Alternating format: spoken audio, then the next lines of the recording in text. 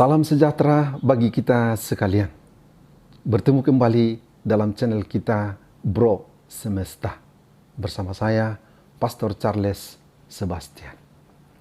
Kali ini kita akan merenungkan bersama kata yang terindah. Bila kepada saudara pernah ditanyakan, apa menurut saudara kata yang terindah dalam kehidupan kita? Apa jawaban saudara? Kalau saya, tiada kata yang lebih indah daripada kasih, cinta.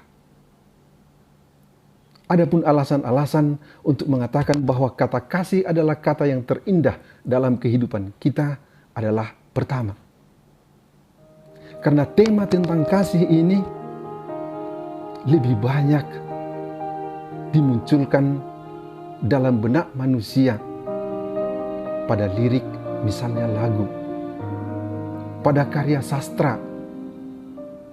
Kita temukan dalam puisi-puisi, dalam tema untuk drama atau untuk topik pembuatan sebuah film. Tema ini mendominasi di dalam pikiran manusia. Yang berikut, perintah tentang kasih dikatakan adalah perintah yang utama dan yang pertama. Kasihilah Tuhan Allahmu dengan segenap akal budimu, dengan segenap hatimu, dengan seluruh kekuatanmu, pendeknya dengan seluruh hidupmu. Dan kasihilah sesamamu manusia seperti dirimu sendiri. Bagaimana mengasihi sesama seperti diri sendiri? Apa yang engkau inginkan dilakukan orang lain terhadap dirimu, itulah yang engkau lakukan terhadap orang lain. Atau apa yang tidak engkau inginkan dilakukan orang lain terhadap dirimu, jangan lakukan kepada orang lain. Di situ semua terdapat inti dari segala hukum dan perintah-perintah. Lalu mengapa kita harus mencintai? Karena kita manusia. Karena kita diciptakan oleh Allah. Dalam suratnya, Yohanes mengajarkan kepada kita dan menegaskan, Allah itu adalah kasih.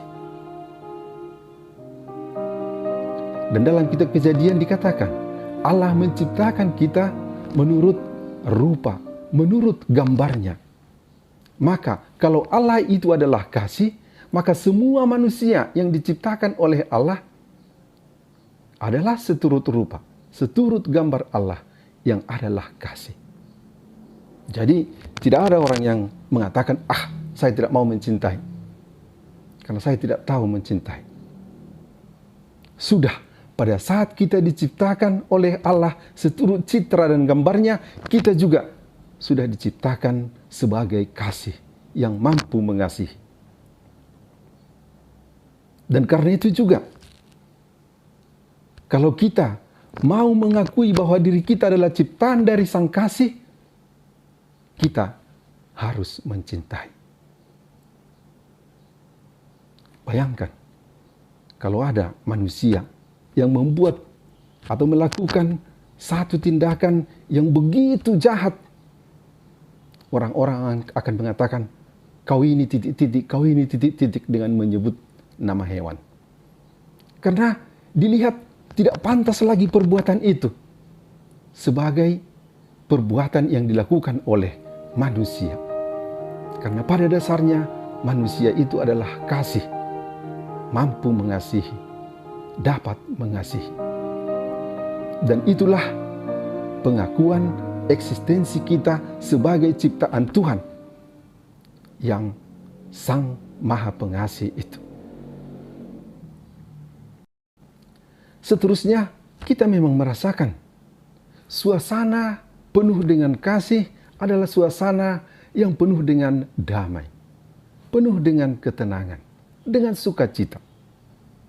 Bayangkan, kalau kita tahu bahwa semua orang mengasihi saya merasa tentram, saya merasa damai. Tetapi pada saat saya tahu bahwa ada satu orang yang membenci saya, yang marah terhadap saya, yang dendam kepada saya akan menjadi gelisah. Saya akan menjadi susah. Mengapa orang yang satu ini selalu cemberut, selalu marah, selalu cuek terhadap saya? Maka keinginan kita, kehendak kita seandainya bisa mencintai semua orang dan bisa dicintai oleh semua orang. Ini menjadi suasana yang ideal, yang penuh kedamaian, yang penuh sukacita, yang penuh ketenteraman. Seterusnya, di dalam kasih itu, dalam Matius 5, 43-44, diajarkan kepada kita mencintai sesama dan juga mencintai musuh. Berdoa bagi orang yang menginginkan kecelakaan kita. Mencintai musuh. Ini kelebihan dari perintah kasih. Kalau kita hanya mencintai orang yang mencintai kita, itu biasa. Itu lumrah. Tetapi kalau kita diminta untuk mencintai lebih lagi, bukan hanya orang yang berbuat baik, bukan hanya teman-teman dan saudara-saudari kita, tapi mencintai orang yang berbuat jahat kepada kita. Di situ kita ditantang. Dan di situ kita diajak untuk sampai kesempurnaan, kepada kesempurnaan dari kasih itu. Sebagaimana Allah yang Maha Pengasih itu sempurna kasihnya. Dia menerbitkan mataharinya. Dia menurunkan hujannya. Bukan hanya kepada orang yang baik, tetapi juga kepada orang yang jahat. Supaya kita juga seperti Allah yang sempurna itu dengan kasihnya, mencintai dengan sempurna. Bukan hanya saudara, bukan hanya sesama yang baik terhadap kita, tetapi juga orang lain yang kadang berbuat jahat kepada kita. Kasih itu dapat dirasakan, tetapi tidak bisa dipaksakan. Kasih itu bertentangan dengan kejahatan, tetapi tabah dalam penderitaan. Kasih itu dapat kita miliki, tetapi tidak bisa kita ingkari. Kasih itu sering dihadang tantangan, tetapi kuat untuk bertahan. Kasih itu mengalah untuk damai, tetapi berkanjang dan abadi.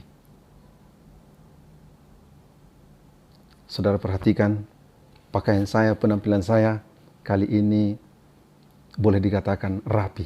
Ini bukan penampilan saya sehari-hari. Tetapi karena kita berbicara tentang satu kata yang terindah, saya berpenampilan seperti ini. Dan karena alasan kedua, saya sangat mengasihi saudara sekalian. Dan alasan ketiga tentunya, karena saya sangat bersyukur, berterima kasih kepada Sang Kasih yang Maha Pengasih, yang telah lebih dahulu mengasihi kita. Marilah kita saling mengasihi. Marilah kita saling cinta.